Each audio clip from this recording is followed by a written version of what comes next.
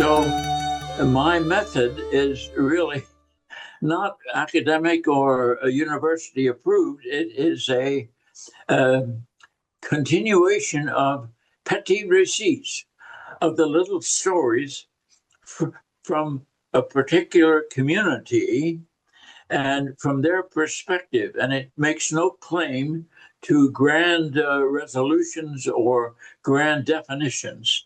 It is simply the offering of the memory of a local community. Now, um, I represent, in a way, in terms of the oldest continuing Mennonite community in North America, only by a few years, which began when one Mennonite couple, the Jan and Anna Lenson, came with uh, 12 other units, family units, or 10 plus one or two single men, to a place along an Indian trail that they called Germantown in 1683. That was 1 year after William Penn himself had set foot in his new colony.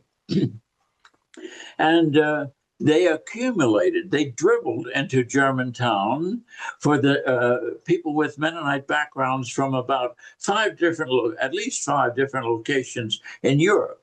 They were not unified, but they were there because of William Penn's offer. Can you still hear me? Mm-hmm. Yes, we can hear you, but you disappeared. Well, here I'll click on myself again. I don't know what happened. I didn't do anything. And I see. Still see you, so just keep going.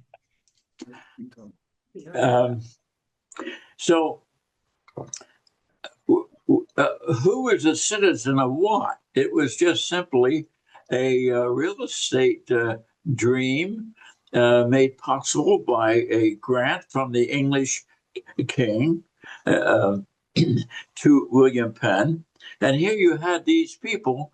And so in the 1690s, this, I will quote from a little document saying that whereas Francis Daniel Pastorius and a group of other people including Dirk Kaiser, Arnold Castle, Dirk Kaiser Jr., Jan Lenson, High and Low Germans, inhabitants and owners of land in Germantown, being foreigners, and so not freemen, according to the acceptation of the laws of England, have requested to be made freemen of the said province.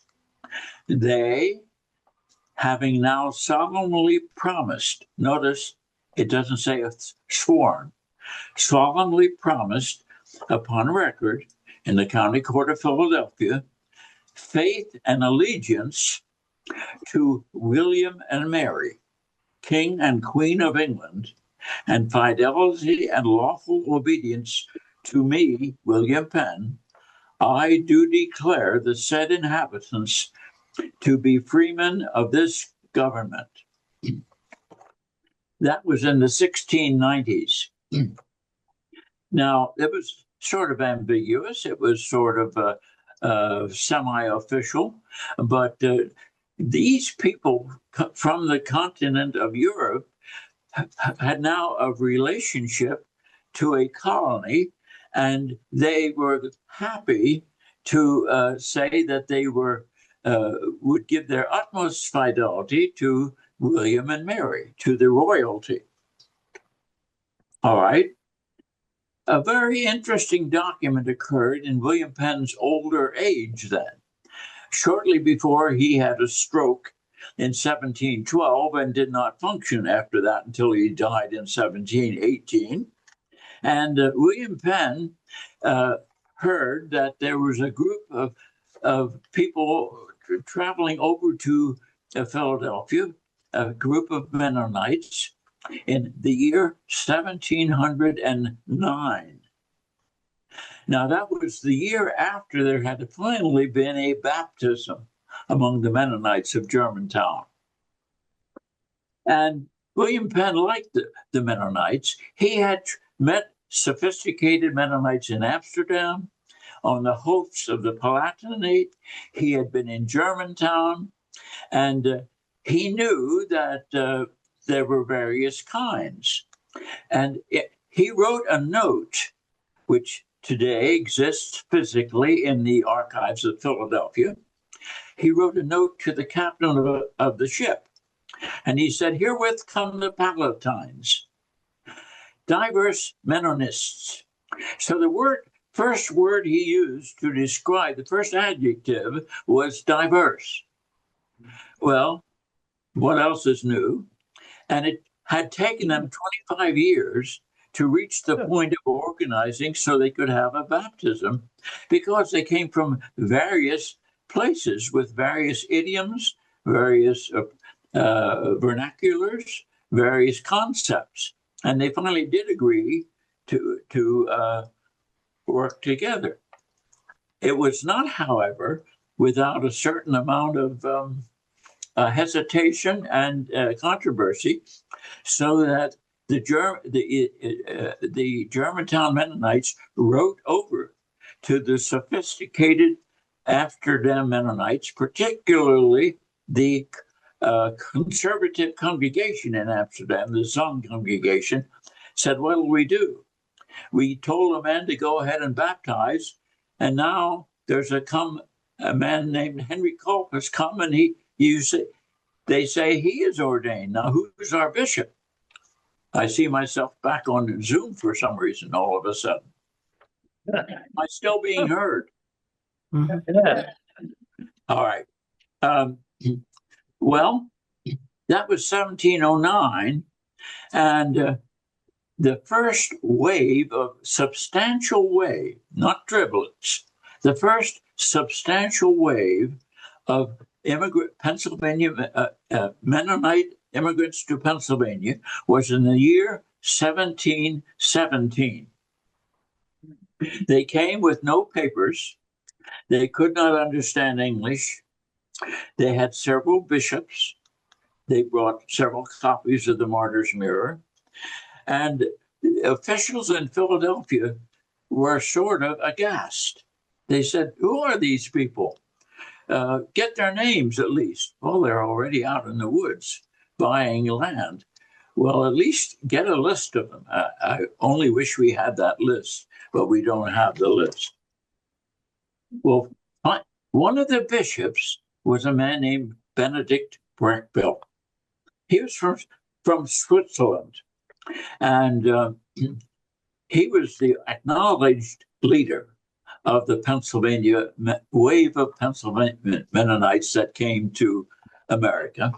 He had spent time in the Palatinate after having been chased out of Switzerland, out of Bern. And he wrote back in 1719 and asked the sophisticated Dutch Mennonites, "What shall we do about the concept of citizenship?" Well, Benedict Brackbill died before he never did get an answer. But we notice that anxiety in 1719. Who are we? To whom we have begun. We always promise that we will be cooperative with the government. We will pay taxes. We will honor those who are put into positions of authority. But what is our status? Well, in 1742, now we're jumping up. I talked about 1683, the 1690s, 1709, 1717, 1719. Now, by the 1742, there comes another letter. In fact, two letters.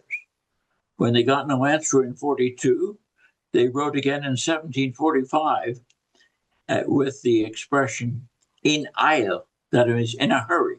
Please answer us quickly. The Pennsylvania Mennonites wrote to the friendly Amsterdam Dutch Mennonites, can we have the big book of martyrs in a language that our young people can understand? Well, as a result, the sophisticated Amsterdammers only hesitantly replied and said, this is really an unfeasible project. Can't you just copy some copies out of it? And surely there's some of you can translate it and so forth. So instead, the Mennonites of my community, named Funk and Kolb, turned to the Ephrata cloister, where there was a man knowing 7 languages, a reformed man who had joined and become a monk, you might say, at the cloister. And he spent 3 years translating it, came out in about 1748 or 49. Well, in 17, that was okay. But then 6 years later, there is a sudden appeal to the government where the Mennonites of Lancaster County, 13 ministers, submit to the Quaker-dominated assembly an explanatory appeal. They say, we know that there is a strife between the British and the French as who's going to control the Ohio country. And we have nothing against the government, and we're not trying to avoid anything, but we have a problem of conscience. We simply cannot kill because the oracles of the New Testament that say we are to honor the king also say we must love our enemy. And we hope that you will understand that. Well, that was 1755. Well, now, when there was trouble, that the British sent over several generals to address the French in the middle of Pennsylvania, and there was Indian attacks. Who paid the bill for those soldiers? The British government, who is now the King George somebody, he decided to levy some taxes because if the colonies needed to be protected from the French and the Indians, somebody had to pay the bill. So he put some mild taxes on. And all of a sudden there was a uproar from Boston to Virginia, not in Pennsylvania, saying this is unfair. And gradually, over the next 10 years, the colonies polarized, particularly the big landowners and speculators and the merchants.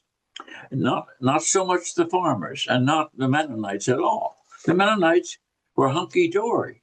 They were so happy to be here. They couldn't believe you might say, their good fortune. They had been under the emperor of in Germany and into the electors, and they were just simply tolerated there. And over here, they could own land. They could even vote. And so they had no problem. And all of a sudden, there is a Continental Congress, unelected by anybody, rising up in Philadelphia right under their nose and beginning to demand that they do several things. That they help to raise money, and that they even recruit, and that they sign an oath, a test oath, against the king and calling him bad names. Well, they were so happy with what the king had given them. What royalty it wasn't William and Mary anymore. It was George somebody. And so they were, in fact, in 1773, right before the real polarization took over, the Mennonites of my community wrote the last letter to Holland in which they celebrated the freedom of conscience that they had in Pennsylvania. So they were fine. And here come all these angry people. And after a while, there's a tea party in Boston. And just jump into the city of Lancaster, the biggest Mennonite community, where all of a sudden, in 1775, there is something called a committee of observation. What were they observing? Well, they were observing the fact that people were starting to organize and oppose the British king.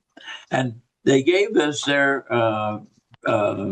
motto or their purpose, they were to defend the religious and civil rights of this and our sister colonies with our lives and fortunes, and to acquaint ourselves with military discipline and learn the art of war. Well, what do you think that sounded like to our people? They hadn't come over here with that kind of understanding. They had had this unbelievably good toleration, and all of a sudden the neighbors around them are polarized into either Whigs or Tories. Whigs meaning rebels, and Tories meaning loyalists. So there was another statement by Benjamin Hershey, the main leader of the Lancaster Mennonites, in which, and I hoped to show you, if I knew how to share, I had it all prepared, but I can't seem to pull it up here. A beautiful statement by Bishop Benjamin Hershey. We have dedicated ourselves to help us in any way that we can, but we find no freedom to do anything that will hurt anyone. Well, how did the in my book, I point out that in Philadelphia, there were two interesting people. One was Dr. Benjamin Rush, and another was a bankrupt, I think, haberdasher or tailor or something named Thomas Paine in his late 30s, I guess. And Benjamin Rush said to Thomas Paine, now you have a way with words. Why don't you write? And so they tried out over and over several manuscripts, and Benjamin Rush sort of helped and put out a pamphlet called Common Sense, which basically brought 18th century rationalism to bear upon the concept of royalty, and it basically said kings are nothing. They're just an imagination. What is a king? Good God, what is he? He's some crowned ruffian that won the battle somewhere back, and it was the head of everybody. And if you use common sense, he's nothing. He's a mess. He makes only trouble. Get rid of him. Well, that the sense of that was so different from the Mennonite sense, and you can see why. Well, in July 1776, of course, they wrote the Declaration of Independence. They pulled down the statue of King George in Boston, and the British king hired thousands of German mercenary soldiers to come over here and help him with General Howe to crush his rebellion and right away. Well, as a fact, after certain battles in New England, General Howe started coming south in 1777. And as he approached, as he came down from New York down toward New Jersey, tensions grew in my community and in Lancaster. Remember that my community, which we used to call the Franconia Conference in Montgomery, Bucks, and Lehigh counties, and Chester, was smaller but slightly older than the big community in Lancaster. There was no Mennonite community beyond that at that point. Well, as the British moved down, as General Howe brought his troops down, things polarized in our community. And one of the leaders to calling to arms was the grandson of a Mennonite preacher in Germantown, Klaus or Nicholas Rittenhouse's grandson, David Rittenhouse, a kind of a genius who had joined the Presbyterians. And he lived outside of Philadelphia. And he was now on the Committee of Safety. He was one of the leaders of the revolutionary thinkers. And he issued the utmost alarm. And of course, this went over the heads of the Mennonites, who were gradually being confronted with first the need to either to drill, follow the recruiter, or pay a fine. And finally, as the British came closer, to sign a test oath. Well, they had never given their oath, so they didn't have to take any oath back. Their neighbors, who were Lutheran and Reformed, had put their hand on the Bible and sworn their loyalty. The Mennonites had not. But those who had sworn on the Bible now forswore and swore the new oath. The Mennonites, who had only given their word, felt in honor that they could not take their word back. Keep your word, let it be yea or nay, and whatever is more than this that cometh of evil, as Jesus has said. Well, others said, well, you have to be realistic. Well, the Mennonites said, we want to follow the Sermon on the Mount. Well, as this Washington General George Washington, I didn't introduce him, but he was in charge of the American troops. And when the British had come, loaded with Hessian soldiers from Hessen, people who fought for pay, and some of them were drafted over in Germany by their rulers, and others volunteered. Washington, in a surprise attack on the evening of Christmas Eve, 1776, crossed the icy Delaware and surprised the British, who were camping at Trenton, New Jersey, and captured a bunch of Hessian soldiers and defeated the British. The British gave up there. And what did they do? They wanted Philadelphia. So in the following months of 1777, they sailed on the Atlantic coast down to the Chesapeake Bay, up the Chesapeake Bay, and landed at Maryland at a place called Brandywine. There was a clash. Remember, the Mennonites had not seen any war on their actual warfare. They were polarized, they were accused, they were heavily fined. They gave a year's salary for to be excused from drilling. And by the way, I get my title from something that happened by the recruiters who came out to either Lancaster or York County. And on their report back home, they said they talked to some Mennonites who gave us an excuse. They could not come to a seating time. So I used that as my title. And as maybe you can see, that was what my wife put on this book. Can you see that? I don't know. Yeah. Okay. That's where I got my title. Uh, let's see where. Well, anyway, Brandywine, there was a battle that is the bottom of Pennsylvania, bottom of Chester County, and the booming of the cannon could be heard out in Lancaster County, and it could be heard up in our community. It was a defeat. Well, I would say that Washington was chased further north. And as he came up close to our community, there was a series of battles, one of which kind of was rained out. It was called the Battle of the Clouds, got everybody's powder wet, and they quit fighting.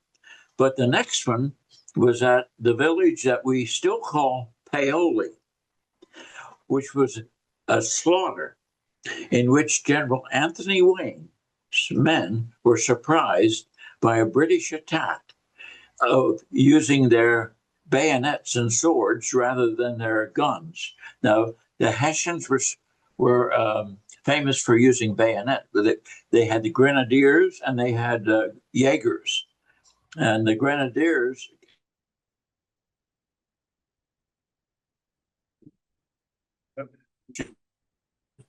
at Paoli, he said, we killed 300 of the rebels. I stuck them till the blood ran up my muzzle, my gun, and we stuck them like so many pigs. Well, that's getting close to my community. But the next round was up along the Perkiomen Creek. Now, I happen to have been raised alongside of and in communion with the east branch of the Perkiomen Creek. But this was a little further over where the east branch runs into the Perkiomen. At present day Schwenksville. There was no village there then. But there was a mill that was owned by a man named Samuel Pennypacker or Pennypacker. He was and his brother Bill on either side of the Perkiomen Creek. Well, next to Bill's house was the house of Henry Keeley, who was a Lutheran. He was a member of the church belonging to Henry Melchior Muhlenberg. Henry was my ancestor. George Washington brought his troops moving up toward Reading on the Schuylkill, where his supplies, he wanted to protect them. And the British surprised everybody by simply walking across the Schuylkill, walking into Philadelphia without a fight. Well, in the next week, Washington was hung out around the Perkiomen. And that is so crucial to my story. Ken Burns doesn't even mention it. In fact, big books on the Revolution don't even mention it. So we're back to petit récit, little stories. What is the story? You know, is it the overarching? Is it about Gesellschaft or is it about Gemeinschaft? Well, Gemeinschaft doesn't even register with those who are interested in the caste nexus in Gesellschaft rather than covenant of Gemeinschaft. There I go. Shall I pronounce the benediction now? No, I'm finished. Well, anyway, in the meantime, the Mennonites were hiding their horses.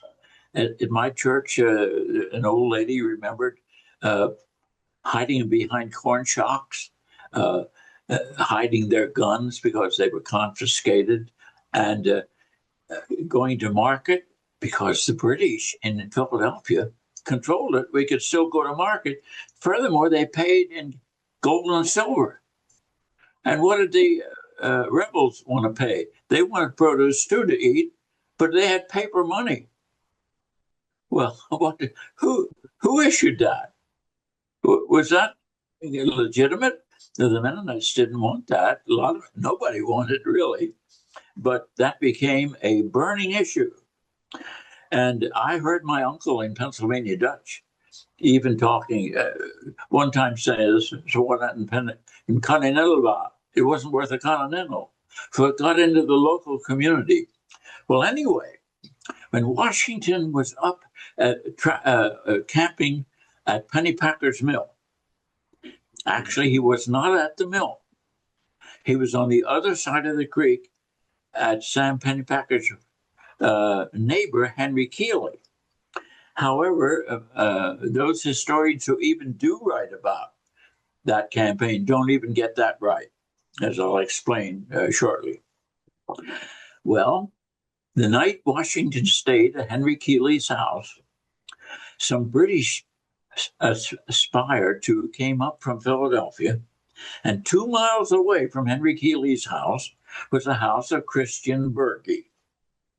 And these spies came, and they Henry Berkey or Christian Berkey let them stay overnight and gave them a meal. Well, it so happened that Christian Berkey's grandfather had been arrested in Switzerland, believe it or not, for helping for giving somebody a meal, and he was twice sent down the Rhine in chains.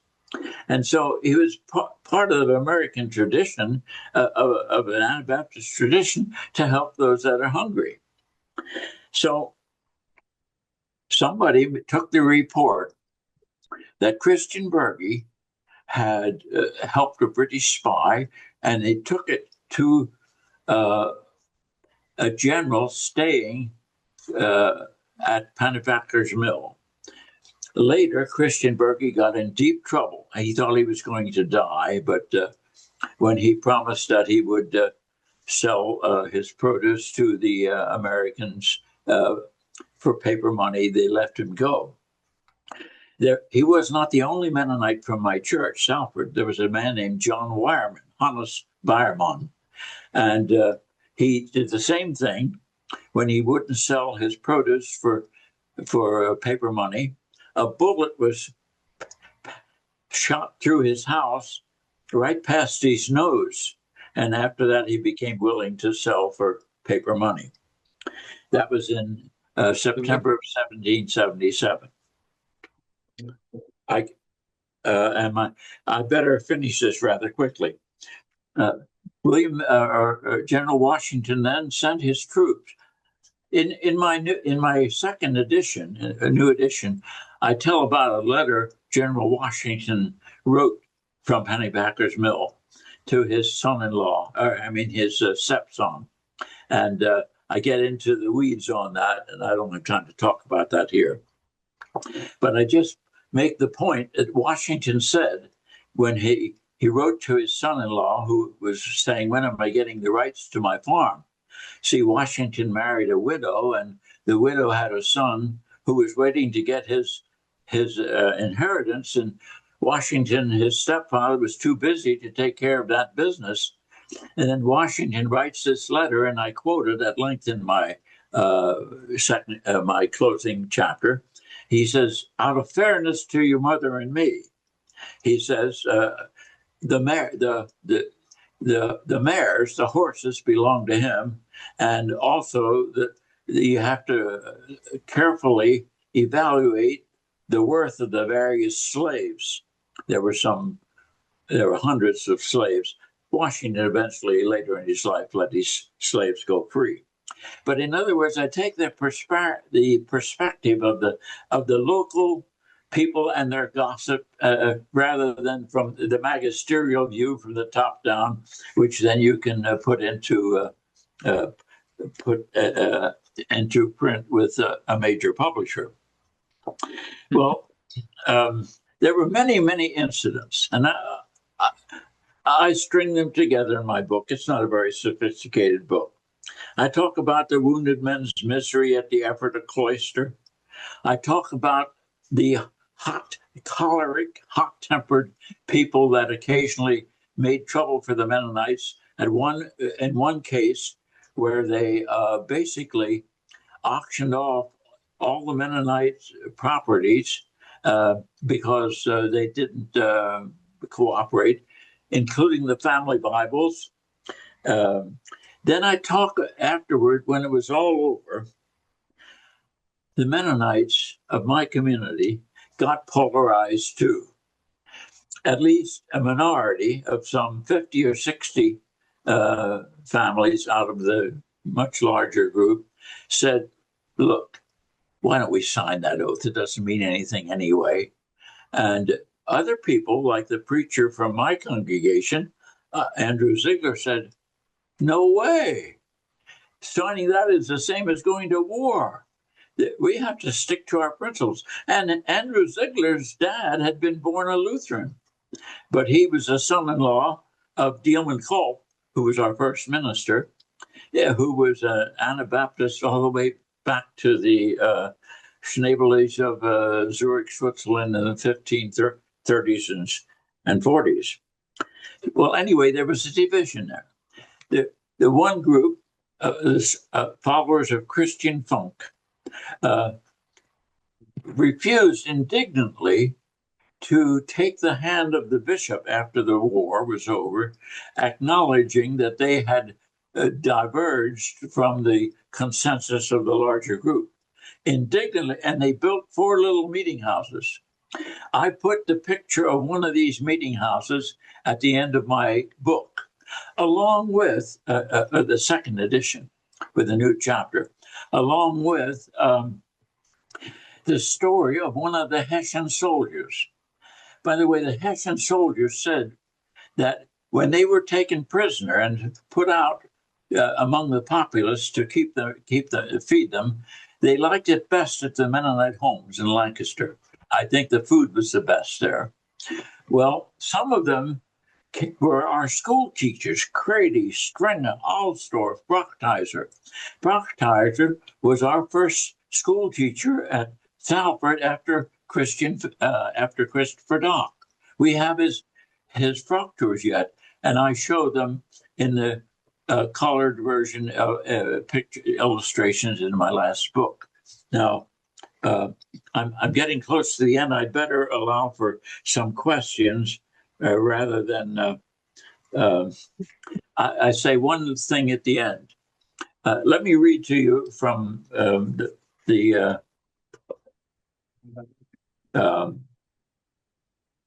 I talk about as though I were writing like Thomas Paine, and I dreamed I wrote this as a younger man.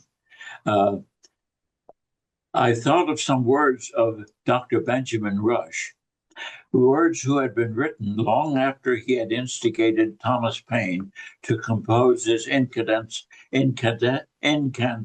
common sense, and after the passion of the revolution had concluded. As I read, I concluded in amazement that Dr. Rush too must have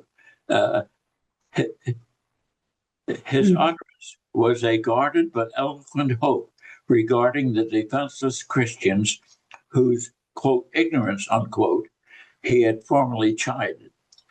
And this is what Dr. Benjamin Rush wrote. Remember, he had inspired Paine to write Common Sense. Later in life, he said this: perhaps those German sects of Christians who refused to bear arms for the shedding of human blood may be preserved by divine providence as the center of a circle which shall gradually embrace all nations of the earth in a perpetual treaty of friendship and peace.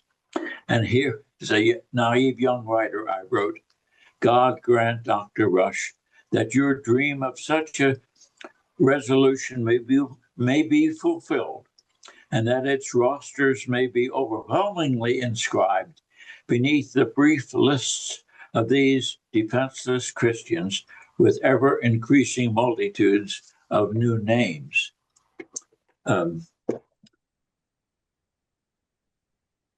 That's it. John, we really take your observation that the tensions that you are reporting from the Revolutionary War era are indeed similar to some of the tensions we face today. Is there anyone that would like a question for John? Yeah, I'd ask a question. John Letterock, who I think you know, has a question for you, John. Okay. Hi, John. This is John Letterock, the John Mensch Letterock. You mean Johnny Ledrock? That's right. I can barely hear you, Johnny. Well, I would wish we could leave the 18th and 19th and go to the 21st century and tell me what's the battle that's going on right now with the Mosaic Conference, and the Mennonite Church. Men of Simons already, long before 1693, when the Amish and the Ricians split, Men of Simons was confronted with a whole, in his lifetime already. We are children of God's peace and so forth and so on. He saw so many splits that particularly over doctrine, that as a cripple, he said, I would jump with joy on my crutch if my people could agree with each other. This has been part of the Anabaptist tradition since it's, particularly in the Dutch version, since it was founded. And it's nothing new. In other words, Jesus, this Hessian soldier wrote this beautiful proctor in which he chose the verse, thereby will all men know that you are my disciples when you love each other, when actually, if he should have put, thereby will all men know that you are my disciples if you split faithfully every so often. This is an unresolved thing. Now, Johnny, you could have been minister at Salford, but the Lord led otherwise. But we had a preacher there whose name was Henry Clemmer. And when people would start arguing over doctrine in Sunday school, he would say in Pennsylvania Dutch, we're going to let that in the Bible. We're just going to keep going. I wish that would be more the way we would do things. But no, those who are trying to administer the structure and write it up in contractual form cannot agree on the language. And so we have been told that our leaders in the Mosaic Conference and those in the MCUSA do not communicate well, and therefore we have been advised that it would be best to work separately. Very sad. Thank you so much, John, for your insights, for your history, and let's express our appreciation to John.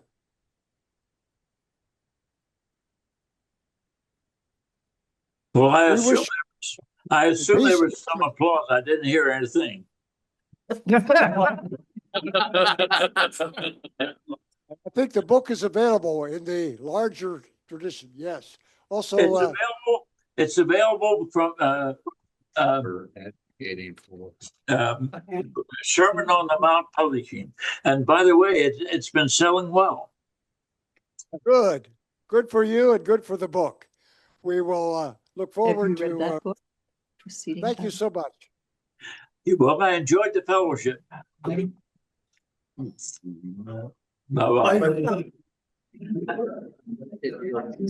Quite a guy.